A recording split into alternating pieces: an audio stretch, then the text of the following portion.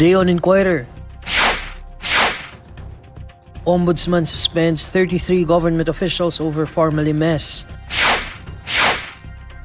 Information obtained from suspected violators of anti-terror law now fall under exceptions to the right to access information.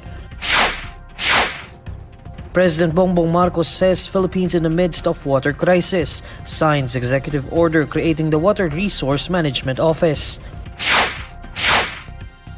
And magnitude 5.6 earthquake jolts the Island in Cagayan.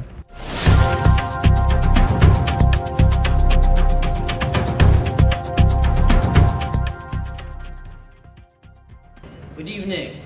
The Office of the Ombudsman suspends 33 government officials for their involvement in the graft-tainted purchases of the government's pandemic supplies in 2020 and 2021. Ombudsman Samuel Martires meted out a 6-month suspension order on overall Deputy Ombudsman Warren Rex Liong following a complaint filed by Senator Risa Ontiveros and former Senator Richard Gordon. Liong was formerly the Department of Budget and Management Procurement Service Procurement Group Director. Also suspended without pay were Health Assistant Secretary Nestor Santiago Jr. and former Budget Undersecretary Lloyd Christopher Lau, who headed the PSDBM when Pharmally secured the multi-billion peso contracts. In an order dated March 20, Martires says they found compelling reasons to place the respondents under preventive suspension pending investigation of the instant case. In a statement issued through his lawyer Rafael Vicente R. Calinisan, Liong insists that he has no involvement in the transaction. Liong denies earning even a single peso from the transaction and that he acted in accordance with the Bayanihan to Heal as One Act. Sana hindi, pero ang realidad, may order na eh. Natanggap niya yung order, pero kung tutusin, dapat kasama sa order ng preventive suspension yung complaint. What is the next step from your end? We will study the complaint that we have yet to receive. Inosente po ang Ombudsman Liong natin. Ni piso wala po siya kinita dito. Kaya po niyang sabihin ito sa inyong lahat. To recall, the Senate conducted an inquiry 2 years ago into the graft-tainted supply contracts awarded to Pharmally Pharmaceutical Corporation, the startup company with a paid-up capital of only 625,000 pesos, bagged more than 11.5 billion pesos worth of government healthcare supply contracts at the height of the COVID-19 pandemic. A memorandum released by Malacañang says information obtained from suspected violators of anti-terror law will now fall under exceptions to the right to access information. The new exception was contained in Memorandum Circular Number 15, signed by Executive Secretary Lucas Bersamin last March 17, updating Executive Order Number 2 issued during the time of former President Rodrigo Duterte. The memorandum states that the records of surveillance of suspects and interception and recording of communications acquired by law enforcement agents or military personnel in relation to anti-terrorism law of 2020 are now exempted to the right of access to information. Duterte signed Executive Order Number 2 on July 23, 2016 to promote accountability and set the guidelines for requesting and releasing information from offices under the executive branch. Also signed by Duterte in 2020, the anti-terror law criminalizes incitement of terrorism by means of speeches, proclamations, writings, emblems, banners, or other representations. A United States report notes that there have been only 3 prosecutions and convictions for extrajudicial killings in the Philippines in connection to the country's campaign against illegal drugs since 2016. Published by the United States on its Department of State website, the 2022 Country Reports on Human Rights Practices shows that the Philippine National Police were recorded to commit arbitrary or unlawful killings relating to the anti-drug operations. According to the report, there were no convictions for extrajudicial killings from January to October 2022. It also points out that there were only 3 convictions since the start of the drug war in 2016. The report also notes that impunity was a significant problem in the security forces, particularly in the PNP. Citing data, the report says that 321 police officers were administratively charged with killings during anti-drug stings from January to July 2022. Of these, 233 personnel were referred to the PNP Disciplinary Authority. 4 were suspended, while 229 were absolved. In 2016, then-President Rodrigo Duterte launched an anti-illegal drug campaign in the country. Government data shows that there are over 6,000 drug war fatalities as of April 2022. But human rights organizations' figures are significantly higher at over 20,000. The Philippines and China hold its first physical foreign ministry consultations in Manila since the COVID-19 pandemic. During the 23rd Philippines-China Foreign Ministry consultations, Foreign Affairs Undersecretary for Bilateral Relations and ASEAN Affairs, Maria Teresa Lazaro, said that the Philippines is looking forward to using the consultations as an avenue to implement the consensus between Philippine President Bongbong Marcos and Chinese President Xi Jinping during the former state visit last January. Through these consultations, the foreign ministry consultations, we hope to translate the outcomes of the state visit into concrete and high-impact engagements that are mutually beneficial for our two countries and peoples. For its part, China expressed its commitment to a development philosophy that is people-centered and focused on promoting high-quality development. Chinese Vice Foreign Minister Sun Weidong said that they will give opportunities across the globe, especially its adjacent nations. As neighboring developing countries, China and the Philippines need to work together for our respective modernization and our respective development and rejuvenation. Next on Inquirer today, 93% of Filipinos felt impact of climate change, according to latest SWS survey. President Bongbong Marcos says Philippines in the midst of water crisis, signs executive order creating the Water Resource Management Office. And magnitude 5.6 earthquake jolts the Lupiri Island in Cagayan. This Inquirer today will be back shortly. Immigration rant for my Israel and Palestine trip. The immigration officer kept on asking me irrelevant questions if my parents were separated or together. Number 2, if I have my yearbook with me. On March 1, content creator and freelancer Jam Tantero's immigration rant on TikTok went viral.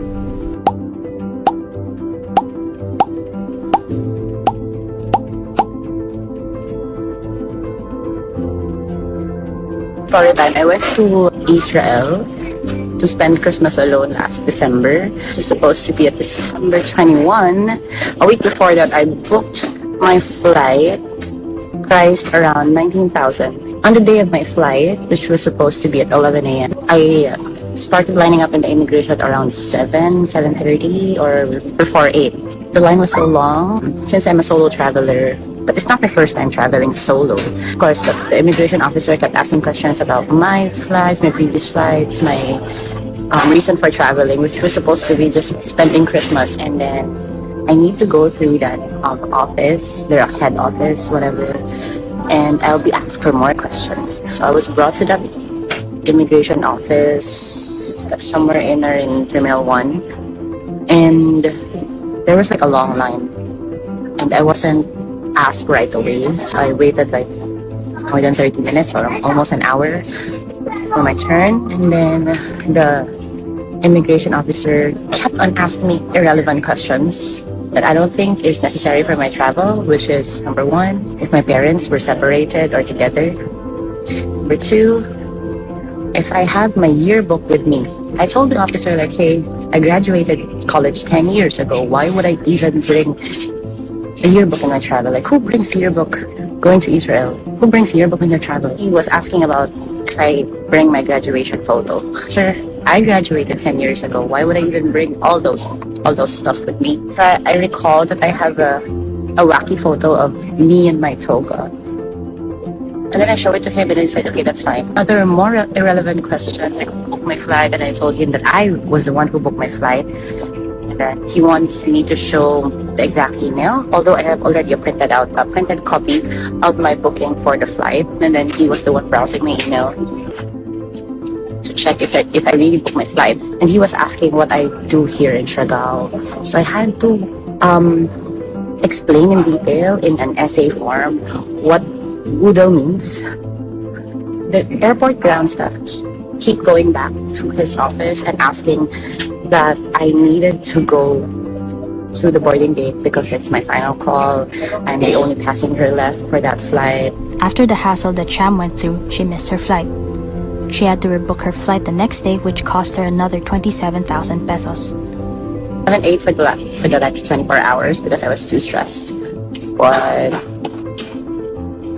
long story short, I booked another flight for the next day. Terminal 3, there was no problem at all. The process was smooth in Terminal 3 and that's it. So thank you, immigration officer. I missed my flight. I have to pay for it and you don't have any accountability. Cheers to that. On March 16, the Bureau of Immigration released a statement apologizing to Cham and other Filipino passengers for the inconvenience. BI, however, sought travelers' consideration and understanding for the strict process, given the alarming cases of human trafficking or illegal recruitment that it has observed recently. BI says it has reminded its personnel to conduct their inspections professionally and in an efficient manner.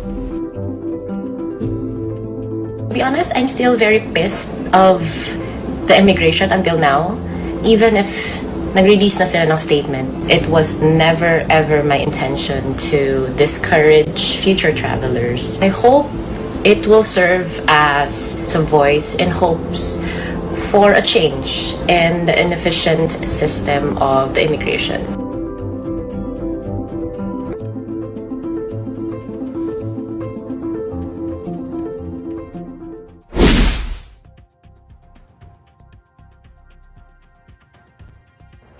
A social weather station survey reveals that an overwhelming 93% of adult Filipinos said they'd have been personally affected by climate change in the last 3 years.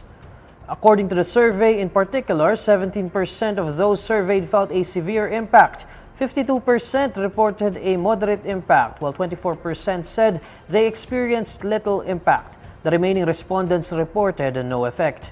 Despite these findings, the survey also suggests that most Filipinos remain hopeful in the quest to mitigate climate change.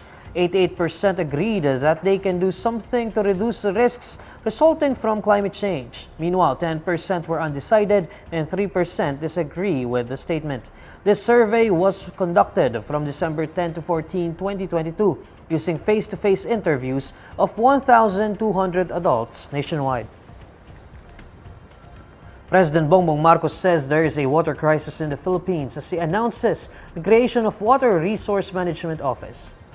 During the opening of the 6th edition of the Water Philippines Conference and Exposition, Marcos says the Philippines should look at other countries' water management to address the water supply problem.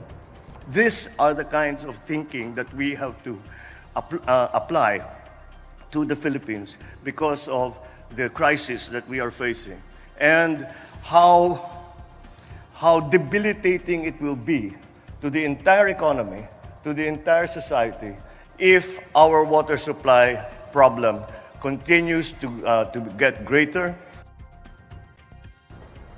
According to the President, the creation of the Water Resource Management Office is necessary to form a more cohesive policy among agencies managing the water supply.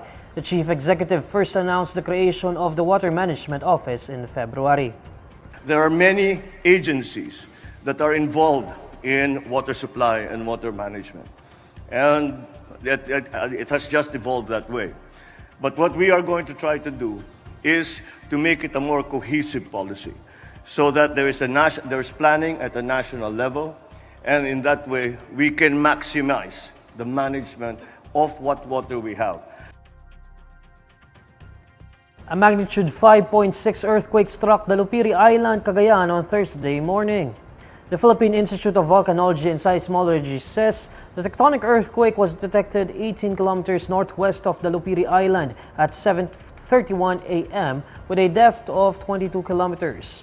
Intensity 5 was felt in Calayan, Cagayan, while Intensity 4 was reported in Bangi, Burgos, and Pagudpud in Ilocos Norte, and Claveria and Santa Pracedes in Cagayan.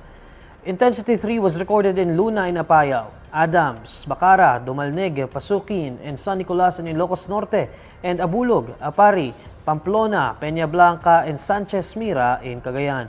Fault intensity is the ground shaking actually felt and reported by the people through the FIVOX earthquake intensity scale. The Supreme Court announces that the oath-taking and roll signing of 2022 bar passers will be on May 2, 2023 at the Philippine International Convention Center. The Supreme Court says the notices are posted ahead of the release of the results of the 2022 bar examinations to give the prospective passers ample time to prepare for the oath-taking and the roll signing. A total of 9,821 took the 2022 bar examination conducted at 14 testing centers all around the country, while 9,183 completed the 4-day examination that ended last November. The Supreme Court has yet to release the result of the exam. Alamin naman natin ang mainit na balita sa mundo ng showbiz kasama si Irvin Santiago ng Bandera. Irvin?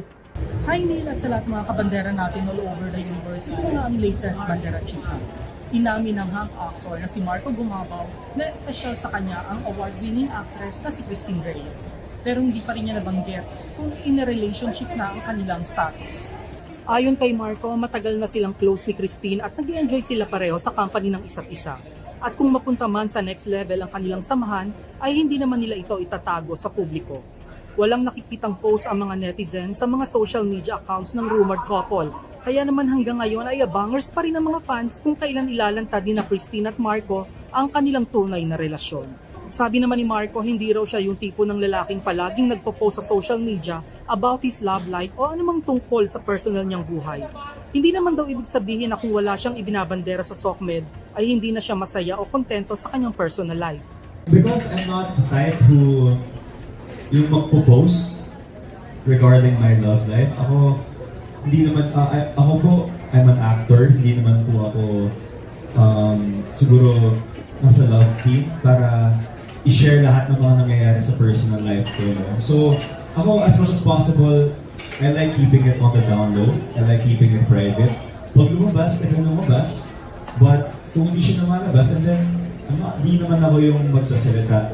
Ako kasi parang, you don't have to show the people like what's happening behind doors.